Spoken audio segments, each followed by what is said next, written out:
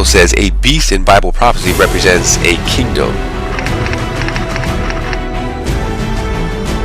This beast or kingdom that rises in latter times is as a lamb. The Bible says that a lamb represents Jesus Christ. This lamb-like kingdom represents none other than the United States of America, the only Protestant Christian nation in the world and the only remaining superpower since the collapse of the Soviet Union in the 1990s. But the Bible says that the lamb-like beast will speak as a dragon. So who does the dragon represent?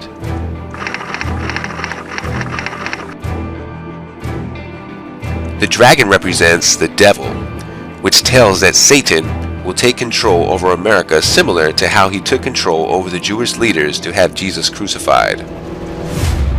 A nation speaks through a system of laws, which tells that in the very last days, our Constitution, which protects our civil and religious rights, will be compromised at first and then completely repudiated.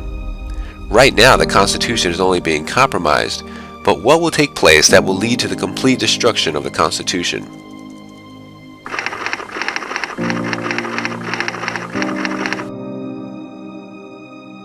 The Bible tells us that the time will come that America will make an image to the beast. That word image comes from the Greek word icon, which means a likeness or resemblance. America will copy the first beast. Now, it is impossible to understand the image to the beast unless you first understand the first beast of Revelation 13. So who is the first beast of Revelation 13?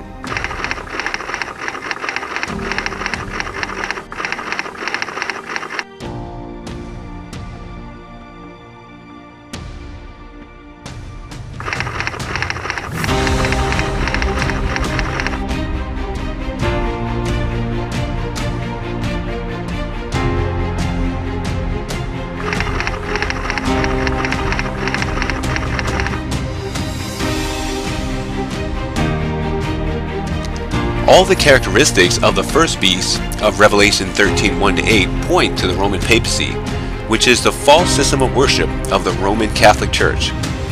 Now, I will not cover all these characteristics in this video because I have covered them in a previous video entitled Soldiers for Christ Final Warning Video, found on my website soldiersforchrist.us and my YouTube channel. But just to review a few of the characteristics, the first beast speaks blasphemy against God for 42 prophetic months. 42 Jewish months equals 1,260 days. Those days are to be counted as years in Bible prophecy according to Numbers 14:34 and Ezekiel 4:6. In fulfillment, the Roman Catholic Church would reign over Europe and the other parts of the Western world for 1,260 years from 538 AD to 1798.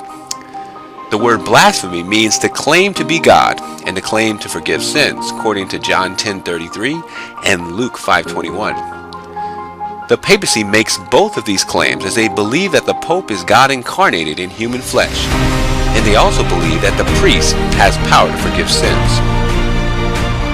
The Bible also says that this first beast would make war with the saints who are God's people. Some historians estimate that at least 50 million people lost their lives during the period of the Dark Ages due to religious persecution. So what was life like during the Dark Ages? Here is a clip from a History Channel documentary on the Roman Catholic Inquisition. Like the hanging judges of the Old West, the inquisitors ride into town, usually accompanied by a notary or scribe to document the proceedings, perhaps a servant or bodyguard. The local priest gathers the townspeople together to hear their visitor preach on the sins and dangers of heresy. Once his sermon is finished, the inquisitor announces a period of grace, when anyone who might be guilty of heresy can make a full confession and be assured of lenient treatment. A person who thought he might be named or who had been a heretic and was having second thoughts had to operate within the period of grace, because if you confessed after the period of grace, say after you were aware an investigation of you had begun, that would count as being not as sincere a confession as if you had made it during the period of grace. A few weeks later, the Inquisitor announces that the grace period is over and the more ominous Edict of Faith phase is about to begin. From this day forward, any accused person becomes subject to interrogation or arrest, and since all testimony is given in secret, the Inquisitor encourages all good citizens to denounce any neighbors they might suspect to be heretics. The purpose of the General Inquisitions and the Edicts of Grace and Edicts of Faith were to get as many people out into the office of the Inquisitors as possible, and so they did use fear, they used terror, they used self-interest. The Inquisitor must have incriminating testimony from at least 2 witnesses before he can move forward. Sometimes the targets of investigations have no idea they are in trouble until the day they are summoned. Much of the evidence in inquisitorial procedure takes place before you know that there's an investigation going on. When you're brought in, that investigation is just about completed. I mean, it's quite opposite from a modern criminal trial. Realizing the danger of false or malicious accusations, the Inquisitors do make an attempt to weed out lies from truth. When the accused is first brought forward, he or she is asked to list all enemies. If those names match any on the witness list, the Inquisitor is supposed to disregard that testimony. But the legal protections end there. The accused never learns the actual names of his accusers, or even the specifics of the accusation. It was very difficult to prove your innocence once the Inquisitors have gotten hold of you. Even suspects who confess to heresy can't be reconciled with the Church until they give names and information about other suspected heretics. If the accused balks, he risks a prison sentence and seizure of all his property. As you can see from this video, the Inquisition in Dark Ages was a horrible time to be alive, a time when society lived in terror and fear and was turned against one another. Injustice and religious persecution led to a panic-stricken society who were terrified of being accused of heresy.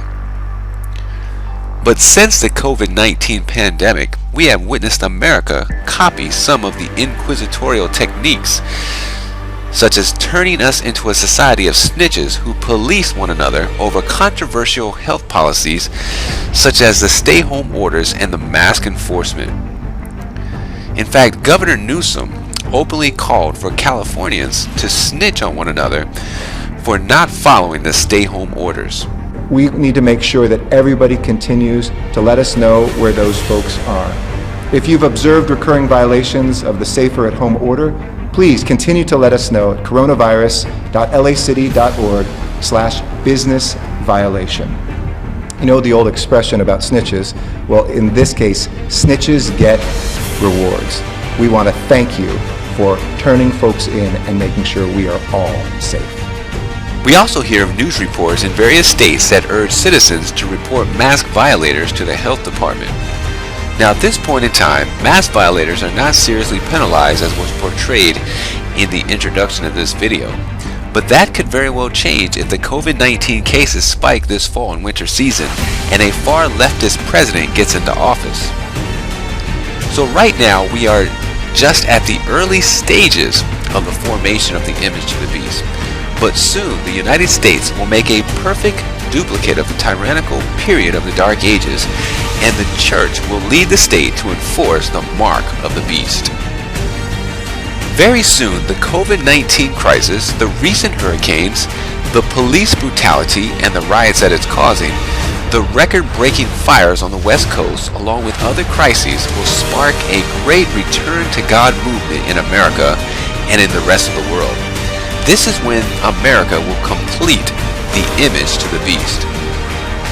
Now in the year 321 AD, Emperor Constantine adopted Sunday as the new Christian day of worship, which was officially accepted by the Catholic Church in 364 AD. Constantine went as far as to enforce a national Sunday law throughout the Roman Empire. This is the origin of Sunday blue laws that forbid liquor sales and car sales on Sunday that are practiced in America to this day.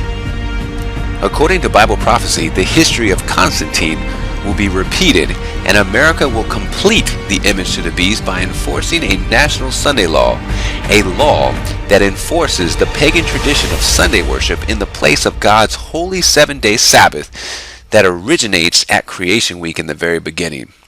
This Sunday law will be the mark of the beast of Revelation 13:15 through 17 when it is enforced by law.